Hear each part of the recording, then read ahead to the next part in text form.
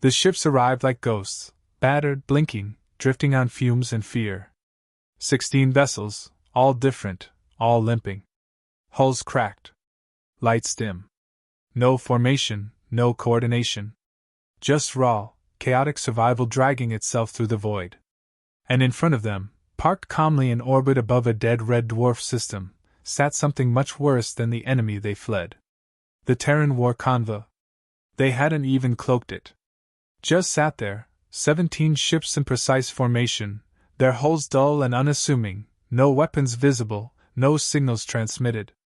But the shapes were wrong. Too angular. Too smooth. Clean, industrial silence that screamed danger. Inside the lead ship, T.S.S., Stallion of Autumn, Captain Mara Lorne finished stirring her tea. 16 ships, she said, peering at the monitor. One's venting atmosphere. Another's missing its starboard wing. All calling for asylum. Across from her, Lieutenant Sarai raised an eyebrow. Third time this month. They're getting closer, Mara murmured. She smiled. The refugee fleet was granted docking permission before they finished asking. A gesture so fast, so accommodating, it rattled the diplomats. 3 hours later, the representatives stood in the main hall of the Stallion, facing one human and a ship AI that wouldn't stop playing jazz. Mara sat cross-legged on the edge of the command dais, sipping her tea, boots off, eyes bright. No uniform, just a faded Terran hoodie that read, "Don't start none, won't be none." She smiled at them like they were neighbors coming over for dinner. "So," she said, "which one of y'all brought cookies?" The aliens didn't know how to respond. Varesh, the tall, silver-scaled emissary of the Sultari Empire, stepped forward first. His voice slithered, pride barely veiled. "We come seeking protection under humanitarian terms. Our colonies were destroyed. Our people hunted." "Who's doing the hunting?" Mara asked, stirring her tea again. Varesh hesitated. "The Kirill Dominion. Expansionist filth. Didn't you vote to fund their fleet 3 cycles ago?" Varesh blinked. "That is irrelevant now." Mara sipped. "Everything's relevant, darling." Tulak, the gentle, tentacled scholar from the aquatic world of Veskrin, floated his translator orb forward. "We bring no weapons," he said. "Only knowledge and hope." "I like hope," Mara replied. "Knowledge, too. Especially the kind that helps you aim better." Tulak blinked slowly. Virani, the youngest and smallest, spoke last. Her deer-like features twitched with nervousness.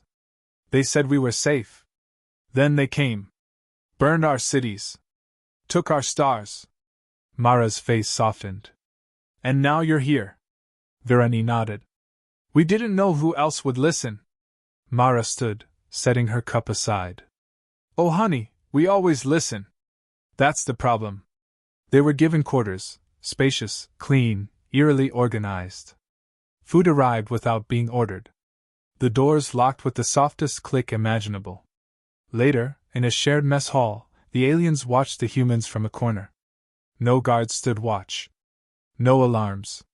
But every human eye moved with deliberate ease, like they were always ready to act. Tulak whispered.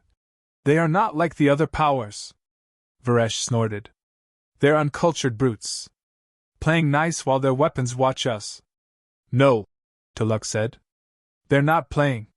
Meanwhile, in the ship's observation bay, Mara stood with Sarai, staring at the broken refugee ships parked in a holding pattern. "Log their specs," she said. "Already did. Engine types, shield ratings, comms protocols. They're all leaking intel." "Good. Push it to Iris." Sarai looked over. "You think they're plants?" "Some of them. At least one ship's pinging a Dominion relay every 12 minutes. Sarai swore under her breath. "You want to deal with it?" Mara shook her head. "Let them report. We need their friends to know exactly where we are." Later that night, Iris spoke quietly into the captain's quarters. "Captain, 10 of the 16 ships are embedded with spy nodes. 2 contain cloak tracking beacons. 1 has a null bomb wired into its power core." Mara didn't even look up from her book. "Deactivate the bomb." Leave the rest. Message to Terran Command? Tell them the rats have arrived. Phase 2 is live. Understood. Oh, Mara added. And send Tulak a fish tank. Saltwater. He looks parched. The next morning, the alien diplomats were invited to the ship's command deck. Thought you'd like to see how the convoy runs? Mara said, spinning a stylus between her fingers. Screens surrounded them, fleet stats, real-time scans, fuel counts, enemy threat assessments. Every corner of the screen was calm. Unbothered. Tulak stared. You're not preparing for attack. We're always prepared, Mara said. Just not loud about it. Varesh scoffed. Your ships are outdated. No visible armaments. Your formation is thin. Mara tilted her head. Well, bless your heart for noticing. What does that mean? Varesh asked. Tulak leaned in. It's not a compliment. Before they left, Mara handed each diplomat a small datapad. Status reports, she said. Inventory manifests. Convoy rules. Varesh glared. You assume we're staying? Oh, honey, Mara said, eyes sharp. You're already part of the convoy. You asked for protection? That makes you cargo. And cargo follows the route. What route? Virani whispered. Mara's grin widened. The kind that ends with less evil in the galaxy. As they exited the bridge, Varesh hissed. We came for help. Not servitude. Sarai, standing nearby, gave him a polite smile. We don't do slavery, she said. We do structure. Differences, you asked? Back in her chair, Mara tapped the armrest twice. The convoy began to move. Smooth. Coordinated. Each vessel slotting into a larger plan no outsider had guessed. Where to now? Iris asked. Mara pulled up a star map and highlighted the next system. Kirill territory. Time to poke the Dominion. Let's see who else wants to follow. She leaned back. And Iris? Yes, Captain. Put on the jazz. At precisely 0600 shipboard time, Iris activated the assessment sequence. Quietly, without fanfare. One by one, drones deployed from under the stallion of Autumn's hull, sliding between the refugee ships like sharks circling half-drowned swimmers. Each drone sent back detailed diagnostics, weapon signatures, structural weaknesses, encrypted broadcasts, environmental anomalies. Everything the humans needed. Captain Mara Lorne sat on the bridge with a plate of toast and a worn paperback, not looking at the data. I assume our friends brought some surprises? She asked between bites. Sarai responded without turning. 9 of the 16 ships are hiding something. One's a surveillance buoy wrapped in refugee plating. The crew doesn't even know. And the others? 2 with cloaked weapons, 1 bleeding code to Dominion intel hubs every 30 seconds. Someone's nervous. Mara smiled faintly. Let them sweat. In the makeshift conference room, the refugee delegation gathered again, invited politely, guided gently, and subtly monitored from 12 different angles. Mara walked in wearing the same hoodie as yesterday. No medals. No rank insignia. Just the Terran emblem, a minimalist, black spiral on her sleeve. She took her seat slowly, like this was a casual breakfast meeting and not a prelude to quiet interrogation. Sleep well? She asked cheerfully. Tulak nodded. Surprisingly well. Your beds are firm. We believe in lumbar support, Mara said. It's the backbone of diplomacy. Virani smiled nervously. Varesh did not. We received no reports, no updates. We were isolated, he said sharply. Standard protocol, Mara replied. We quarantine all new arrivals for 24 hours. Safety first. Terran law. Even for allies? Especially for allies. The room shifted. Mara tapped a button. A display lit up behind her, schematics of the refugee ships, highlighted in red, yellow, and green. She didn't raise her voice. Let's talk about the 2 cloaked weapons on the Lurathi Whisper. Or the Dominion beacon buried under the aft deck of the Cateri Grace. Or the void mines embedded in the Asherah Crown, Poorly disarmed, by the way. Varesh stood. You spied on us. Mara blinked. We observed. You had no right. We had every right. You docked with a war convoy. We're not a soup kitchen. We're a moving weapon. She leaned forward. You asked for safety. Safety requires trust. Trust requires transparency. You gave us none. The silence that followed was razor sharp. Tulak raised a tentacle slowly. Why didn't you stop us? Mara tilted her head. Why would we? Information is more valuable than drama. Now we know who's playing honest and who's confused. Varesh growled. Are you threatening us? Not at all, Mara said brightly. That would be unprofessional. She tapped her screen again. But if you'd like an example of a threat. The room darkened. A projection appeared, a slow-motion replay of Terran drones disabling a rogue Dominion scout ship 2 systems away. Clean. Silent. No visible weapons, just a soft flicker, a mechanical hum, and then the ship simply stopped working. No explosion. No debris. Just quiet finality. Mara stood. This is what we do. We don't posture. We don't grandstand. We move. Decisively. Calmly. And if we're smiling while we do it, well, that's just Earth being Earth. After the meeting, Varesh stormed back to his quarters. His aide tried to speak. He waved them off. He stared out the viewport at the human ships, watching them shift silently in formation. No lights flashed. No drills ran. And yet, somehow, he knew, every one of them was armed, loaded, ready. They weren't a defense fleet. They were a test. And his people had already failed it. Elsewhere, Tulak wandered the hydroponics bay of the Stallion. A marine passed him, nodded, and offered a pair. It confused him more than any weapon. He finally found Mara standing beside a wall of tomato plants.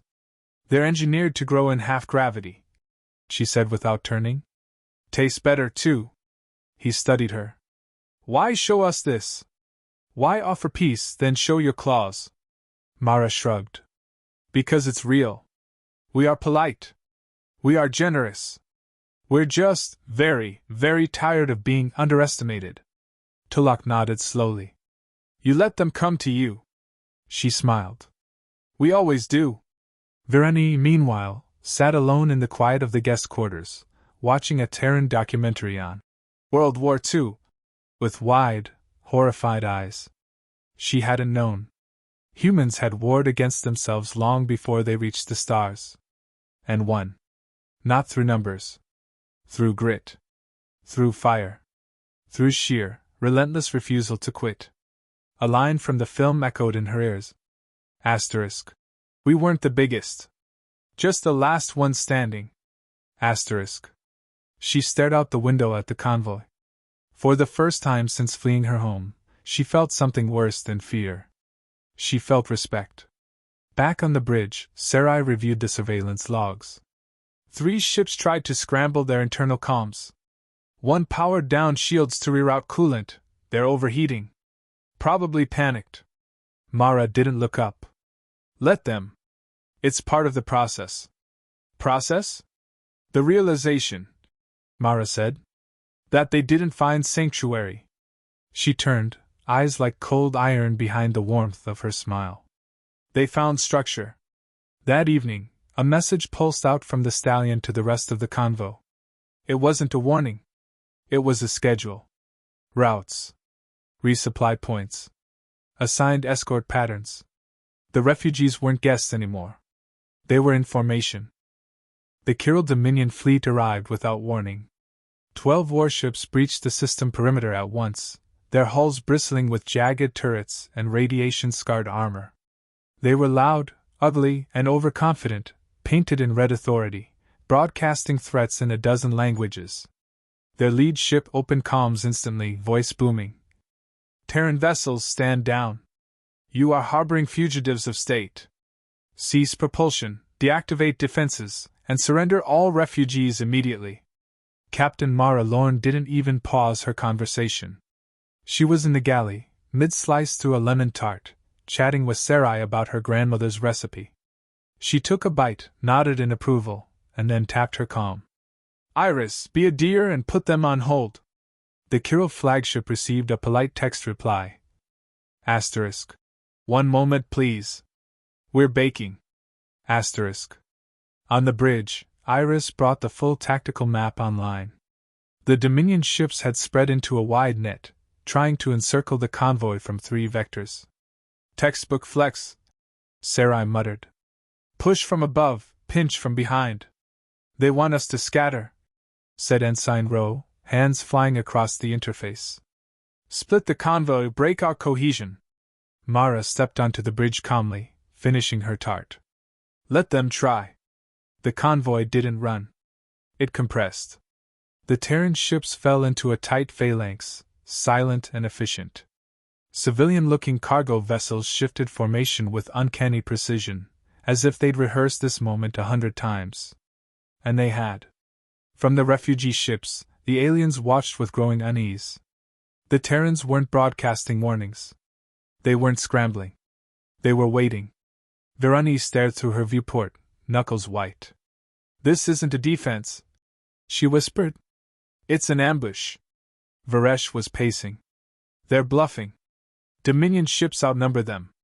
Outgun them. Tuluk said nothing. He simply watched Mara's flagship glide into the center of the formation like a queen taking her square. The Dominion opened fire. 3 long-range plasma volleys shot across the void, aimed at the trailing refugee vessel, the one they knew had no shields. The beams never made it. A Terran hauler, painted yellow, labeled Vermin Control Unit 37, intercepted the blasts. A shimmering hexagonal barrier flared, caught all 3 volleys, and collapsed. Then the Terran ship changed. Its hull unfolded, section by section, revealing internal mechanisms no Dominion scan had detected. Railguns rose from within like fangs from a hidden jaw. It fired once. A Kirill cruiser vanished in a burst of silent light. Chaos. The Dominion fleet scrambled, shifting into evasive formation. But it was too late. The convoy moved in harmony. 1 ship acted, and 5 followed. Cargo vessels deployed combat drones from concealed bays. Mining rigs launched guided missiles. Even the Stallion of Autumn had changed, its sleek frame now armored with glinting alloys, bristling with silent menace. On the bridge, Mara watched the tactical map like a dinner host checking table placements. Ship 5, suppress that flanker. Row, reassign drones to perimeter 3. Iris, time the kill box. Kill box synchronized, Iris replied. Execution in T-18 seconds. Sarai raised an eyebrow. You're not even going to issue a surrender call? I already did, Mara said. When? Last week. They ignored it. The kill box collapsed like jaws. A formation of Terran ships drew in the Dominion flanker squad, then cut comms. With no broadcast signals to jam, the Kirill ships couldn't detect targeting locks. The humans fired cold. 3 Dominion vessels were turned into spinning scrap in under 5 seconds. 1 survivor limped away. It didn't get far. On the refugee ship Ashera Crown, Varesh stood frozen as alerts flashed across the console. This wasn't defense, he whispered. They planned this. They baited them. Tulak turned slowly. You still don't understand, do you? Understand what? They never stopped hunting. Humans just became better at smiling while they do it. Aboard the Stallion, the battle ended with eerie precision. No cheers. No bravado. Just quiet status reports and cleanup orders. Remaining hostiles retreating, Rowe confirmed. Pursuit? Sarai asked. Mara shook her head. No. Let them crawl home. Let them tell the story. She stood, straightening her hoodie.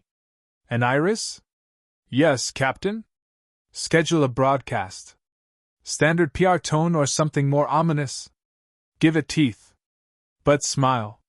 Hours later, a message pulsed across galactic channels. No visuals. Just a calm voice, Mara's. This is Captain Mara Lorne of the Terran Convoy. We offered asylum. You brought war. Our doors remain open. Our hands remain steady. But do not mistake our patience for weakness. We are the convoy that never flees. We are the storm that waits in silence. Join us, follow us, or try to stop us.